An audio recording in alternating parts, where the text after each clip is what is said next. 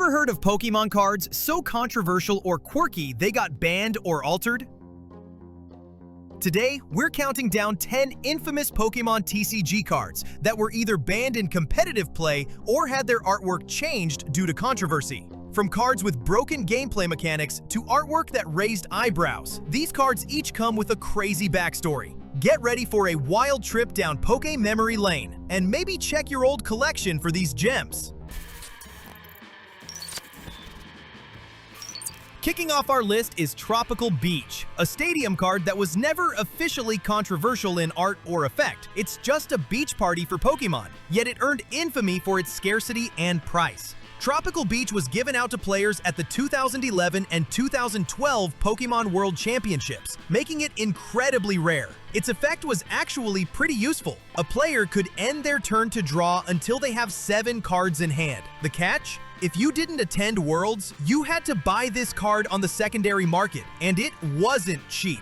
At one point, copies were selling for over $1,500 each, more expensive than some real tropical vacations. Players without deep pockets were left high and dry, and certain decks like Blastoise Keldeo were effectively gated behind owning multiple tropical beaches. In Japan, officials even banned Tropical Beach in a special format just because it was so hard to obtain for most players. In other words, this innocent-looking beach card caused waves of frustration in the community. Talk about premium real estate. Tropical Beach turned the Pokemon TCG into Monopoly for a while. Next up is a card that literally raised a finger, Sabrina's Gaze. In the Japanese version of this trainer card, Gym Leader Sabrina is holding up a Master Ball, but the way her hand is drawn makes it look like she's giving the middle finger to the viewer. Of course, this was not an intentional insult, just an awkward piece of art that, once you see it, you can't unsee. Localizers at Pokemon weren't about to let kids in the West open a booster pack to Sabrina flipping them off, so Sabrina's Gaze got a makeover. The English card was completely re-illustrated to show Sabrina tossing a Pokeball instead. Crisis averted. Thus, Sabrina's Gaze goes down in history as the card that almost gave us the bird. A prime example of how something innocent can get misinterpreted big time.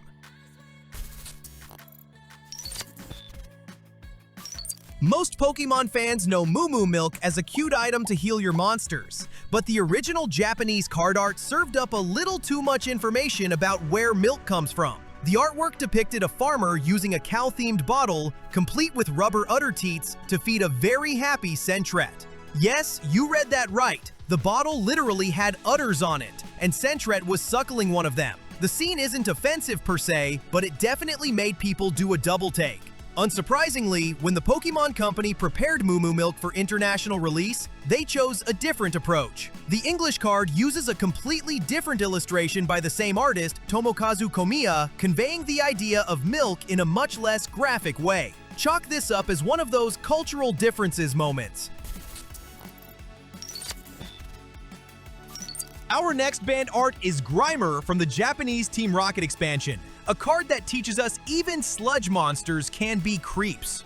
In this scene, Grimer is popping out of a sewer, and on the ledge above is a schoolgirl in a skirt. The problem? Grimer's pupils are angled upwards, appearing to stare right up the poor girl's skirt. Now, the illustrator likely didn't intend for Grimer to be a poke pervert. It was probably an innocent misplacement of Grimer's googly eyes. But intention aside, the artwork clearly gave off a voyeur vibe that wouldn't fly. To avoid endorsing any peeping Tom behavior, the English version of the card was altered. They simply redrew Grimer's eyes to be looking forward at you, the viewer, instead of at the girl.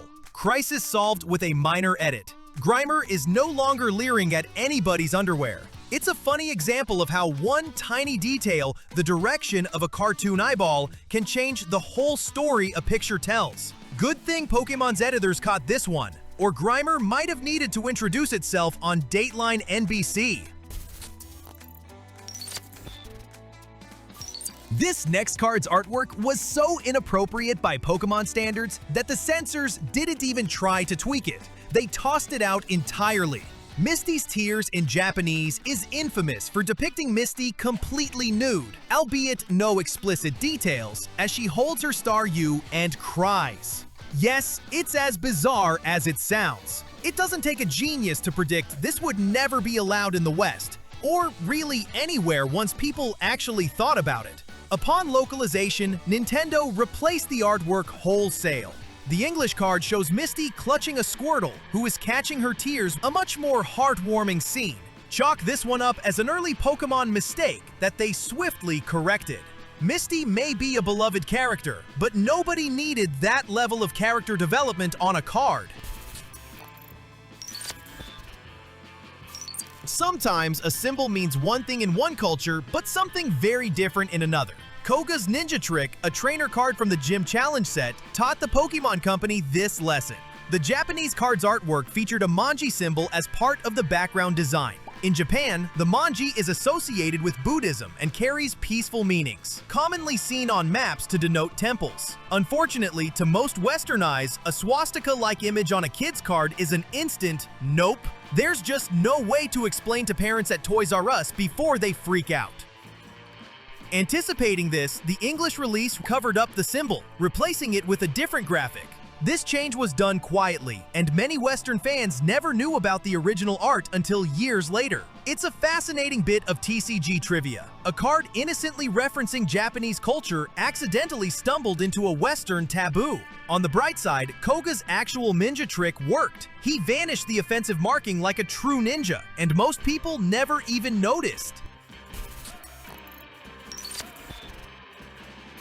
This card might be the coolest looking one on the list, and ironically, that's exactly why it was banned from competitive play. The Ancient Mew card was a promotional giveaway at movie theaters for Pokémon the Movie 2000, featuring Mew drawn in a mystical art style with all the text written in indecipherable runic script. It truly looks like an artifact from a Pokémon archaeological dig.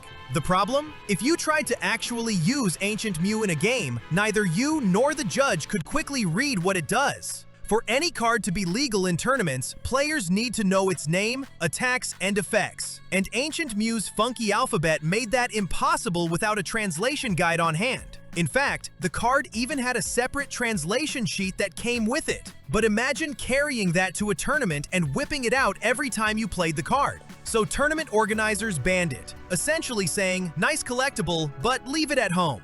As a bonus bit of trivia, the first print run of Ancient Mew had a typo. Nintendo was misspelled as Nintedo, making those misprinted copies even more of a collector's item. Ancient Mew remains a beloved card for its aura of mystery and nostalgia. Just not a card you'll ever see played in a serious match.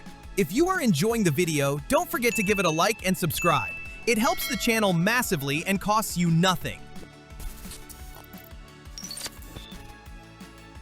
Few cards encapsulate wholesome chaos like Birthday Pikachu. This adorable promo card lets you write your name in the blank space, making it your Pikachu. Its attack Birthday Surprise does extra damage if it's your birthday. Pikachu basically parties with you by hitting harder that day. Sounds fun, right? Well, in a casual setting, this card is a blast. Who wouldn't want to pull this out on their big day? But in a competitive tournament, it's a giant headache. Imagine players fibbing about their birthday to get a power boost, or judges demanding to see IDs and birthday proof at the table. Rather than deal with that circus, the powers that be banned Birthday Pikachu from tournament play almost immediately in English releases. The original Japanese card straight up stated on the card that it can't be used in official play. They knew what was up. As a result, Birthday Pikachu lives on as a quirky collector's card. It's the perfect birthday gift for a Pokémon fan. This card gave us one of the funniest concepts in the TCG, a situation where lying about your birthday became a game strategy. Now that's a party game. One of the more famous Pokémon controversies involves Jynx, a Gen 1 Pokémon that underwent a major redesign. Early Jynx cards and the anime depicted Jynx with jet black skin, big round eyes, and large pink lips. To many in the West, Jynx's appearance was uncomfortably similar to racist blackface caricatures. Nintendo and the Pokémon Company took these concerns seriously. They responded by changing Jynx's skin color to purple across all media. From then on, any Jynx card printed or released internationally used the updated purple-skinned artwork. In fact, when older Japanese Jynx cards with the black skin were brought over in later English sets, they were recolored to purple to match the new standard. This wasn't exactly a ban of a card, but rather a censorship edit for cultural sensitivity. Jynx wasn't removed from the game, she just got a makeover. So if you ever see a Jynx card that looks a little different, you might be looking at a piece of history. Topping our list is a tale so strange it sounds like fan fiction. A real-life illusionist sued Pokémon over Kadabra, causing it to disappear from the TCG for almost 20 years. The illusionist in question is Uri Geller, famous for his spoon-bending magic trick. Kadabra, a psychic Pokémon that carries a bent spoon, was clearly inspired by Geller. In fact, Kadabra's Japanese name Youngerer is very similar to Uri Geller. In 2000, Uri Geller noticed this resemblance and was not amused. He felt Kadabra was an unauthorized use of his image, and even claimed the character was evil and occult. Kadabra has star and lightning patterns on its body, which Geller oddly associated with Nazi symbols and such. So, Geller took Nintendo to court over Kadabra. The lawsuit never fully played out. It was dismissed in the US, but the impact was immediate. Nintendo caved and stopped printing Kadabra cards. After 2003's Sky Ridge expansion, Kadabra simply vanished from the TCG, effectively banned not by tournament rules but by legal pressure. For 2 decades, Abra had to evolve straight to Alakazam, often via special means, and any new Kadabra merchandise was non-existent. Here's the plot twist. In 2020, Uri Geller had a change of heart. After receiving countless fan mails and realizing that, hey, being turned into a Pokémon might actually be a compliment, he publicly apologized and lifted the ban. In a gracious letter to Nintendo, he gave permission to use Kadabra again. The timing was perfect. In 2023, the Pokémon TCG released a special Pokémon 151 set, and Kadabra finally returned to the card game. Geller even expressed joy at Kadabra's comeback, happy that he's now part of the Pokémon family, and asking fans for forgiveness. Thus ends one of the weirdest chapters in Pokémon history, the case of Kadabra, the Spoon, and the psychic who made a Pokémon vanish with a lawsuit. If that's not a legendary magic trick, what is? And there you have it, 10 Pokémon cards with stories as wild as any episode of the anime. Whether it's artwork that crossed the line, rules that broke the game, or made judges cringe, or even a real-world lawsuit, each of these cards earned their spot on the blacklist or in the history books. It just goes to show that even in a world of cute monsters and friendly battles, controversy can strike anywhere. If you enjoyed this dive into Poke history, give us a like and share your thoughts, or let us know if you own any of these cards. Lucky you! Thanks for watching, and remember, gotta catch 'em all, except maybe these ones. Stay awesome, trainers, and we'll see you in the next video.